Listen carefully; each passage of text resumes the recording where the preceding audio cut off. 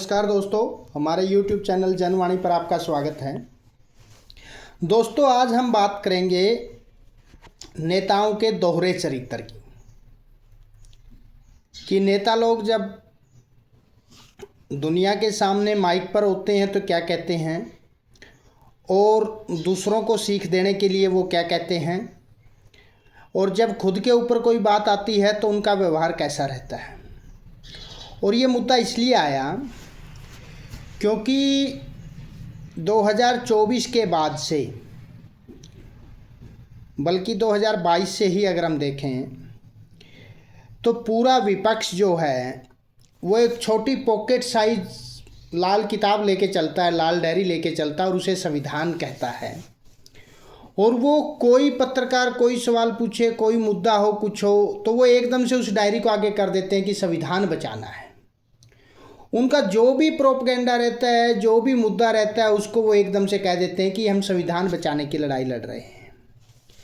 पर जब बात संविधान के मानदंडों के अनुरूप आचरण की आती है तो वो नेता कहाँ खड़े होते हैं। और ये मुद्दा इसलिए आया क्योंकि कल 5 राज्यों के विधानसभा चुनाव के परिणामों की आधिकारिक सूचना जारी होने के बाद ममता बनर्जी, जो बंगाल की मुख्यमंत्री और खुद अपनी सीट भी हार गई हैं, और ये भारत की इकलौती ऐसी मुख्यमंत्री है जो लगातार 2 विधानसभा चुनाव में अपनी खुद की सीट हार रही हैं। पिछली बार सरकार बनाने के लिए इनको 214 सीट आई थी, पर अपनी खुद की सीट ही हार गई थी। यही चुनाव आयोग, यही केंद्रीय बल और यही जनता वोट देने वाली थी। उस मुख्यमंत्री ने ये कहा कि मैं नैतिक रूप से जीत गई हूँ, चुनाव आयोग के आंकड़े कुछ भी कहें और मैं मुख्यमंत्री पद से इस्तीफा नहीं दूंगी। तो पहली बात तो जनता को ये समझने वाली है कि इनके ऐसा कह देने से या इस तरह की जिद पकड़ लेने से मुख्यमंत्री पद इनके पास नहीं रहने वाला है। 7 मई को पश्चिम बंगाल विधानसभा का सत्र का जो 5 साल का कार्यकाल है वो पूरा हो जाएगा।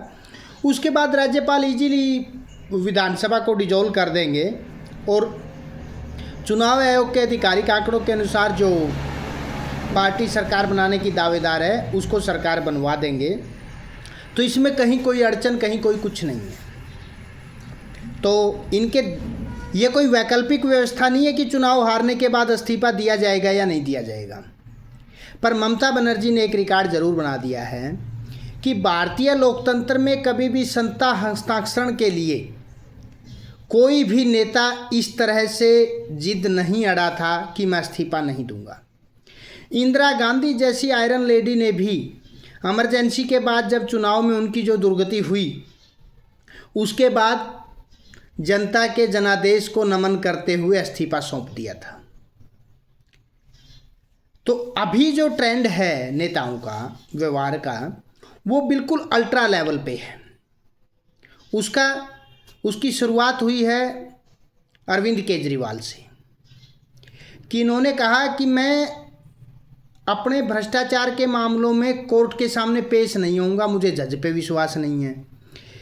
क्या ये दोषी की इच्छा पर निर्भर करता है कि वो जज के सामने पेश होएगा कि नहीं, वो अपने मुकदमों की सुनवाई कराएगा कि नहीं? ऐसी कोई वैकल्पिक व्यवस्था तो संविधान में है नहीं।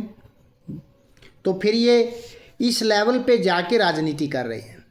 और ना ही ऐसी कोई संवैधानिक व्यवस्था है कि इलेक्शन हारने के बाद भी कोई मुख्यमंत्री या प्रधानमंत्री ये कहे कि मैं इस्तीफा नहीं दूंगा।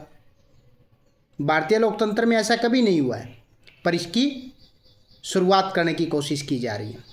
हालांकि उनकी जिद से कोई फर्क नहीं पड़ेगा। सरकार बर्खास्त होगी और नई सरकार का गठन होगा, जो जनादेश है उसका सम्मान होगा।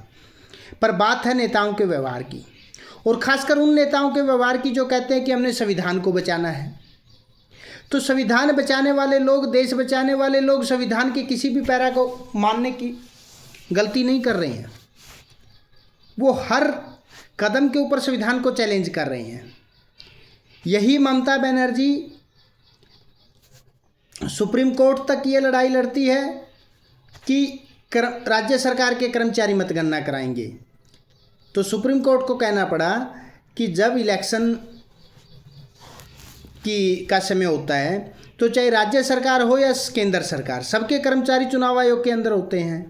तो इस तरह का प्रलाप क्यों रोया जा रहा है? और फिर इनको वहाँ से मुँह की खा के वापस आना पड़ा। तो जो लोग जनता के सामने संविधान बचाने, देश बचाने, नैतिकता की बड़ी बड़ी बातें करते हैं, जब उनको खुद को जनादेश स्वीकार करना होता है तो उनका रवैया क्या होता है, ये इस प्रकरण से निकल के आता है। संविधान बचाने वाले लोग कैसा व्यवहार करते हैं। और अब बात करते हैं भारतीय राजनीति की सबसे पुरानी पार्टी कांग्रेस की, कि कांग्रेस के नेता राहुल गांधी भी 24/7 जो है, कोई मुद्दा, कोई मामला उनके सामने आए वो संविधान बचाने की बात करते हैं। पर जब बात आती है संवैधानिक संस्थाओं के मान सम्मान की, तो वो पूरी व्यवस्था को चैलेंज कर देते हैं। खुद राहुल गांधी इस इलेक्शन के अंदर, अपने कैंपेन के अंदर ये कह रहे थे कि ममता बनर्जी के शासन की जो व्यवस्था है, जिसमें भ्रष्टाचार है, गुंडाई है, हिंसा है, उसकी वजह से बीजेपी को जनता में पैठ बनाने का मौका मिल रहा है। और वही राहुल गांधी जो 3 दिन पहले रैलियों में ममता बनर्जी को भ्रष्ट, हिंसा की समर्थक और जनता से दूर बता रहे थे, रिजल्ट आने के बाद कह रहे हैं कि बीजेपी ने चुनाव लूट लिया है। तो 3 दिन पहले आप झूठ बोल रहे थे। तो मैं इसी करैक्टर की बात करना चाहता हूं नेताओं के, कि ये अपना कहा भी याद नहीं रखते हैं। अभी एक बिहार के नेता हैं, कांग्रेस में, कांग्रेस को समर्थन देते हैं, पप्पू यादव, तेजस्वी यादव के मामा जी हैं, पूर्णिया से सांसद हैं। उन्होंने जब बंगाल इलेक्शन चल रहा था तो घोषणा की थी कि अगर बंगाल में बीजेपी जीत जाती है तो वो राजनीति से संन्यास ले लेंगे। पर अब वो भी संन्यास ना लेना पड़े, अपनी जुबान को सच ना करना पड़े, इसके लिए ममता बनर्जी की तरह बहाने ढूंढेंगे कि ये तो लूट ली गई है, वरना तो मैं संन्यास ले लेता। यानी कि भारतीय राजनेताओं का नैतिक स्तर इतना गिर गया है कि ये जनादेश तक को स्वीकार करने का साहस नहीं कर पा रहे हैं। तो ऐसे लोग देश की तरक्की क्या करेंगे। तो नैतिकता का जो मापदंड विपक्ष के नेता इस वक्त भारतीय राजनीति में त्याग कर रहे हैं, ये बड़ा ही शर्मनाक है और ये जनता की उम्मीदों के खिलाफ है। और एक बात और कहता हूँ, जिस बंगाल की जनता ने जनादेश दिया है वो जश्न मना रही है। अगर हम लोगों ने वोट दिया है और हमारा परिणाम हमारे अपोजिट आ रहा है तो धरने पर हम बैठेंगे। धरने पे जनता बैठती, जनता तो जश्न मना रही है, क्योंकि उनको पता है कि उन्होंने जो जनादेश दिया है परिणाम उसी के अनुरूप आए। ममता बनर्जी का एक कैंडिडेट 316 वोट से जीता है। अगर इलेक्शन कमीशन या चुनावी गड़बड़ियां होती तो 316 वोट से टीएमसी का उम्मीदवार बीजेपी को हरा सकता था। क्या ये पॉसिबल है? और खुद ममता बनर्जी 15,000 वोटों से हारी है। तो बात यह है कि आज के राजनेता जो हैं वो भारत की सारी लोकतांत्रिक प्रक्रियाओं को ध्वस्त करते जा रहे हैं और ये बड़ा ही शर्मनाक है। आप लोगों की इस पर क्या राय है, उसके लिए आपके कमेंट अपेक्षित रहेंगे। धन्यवाद।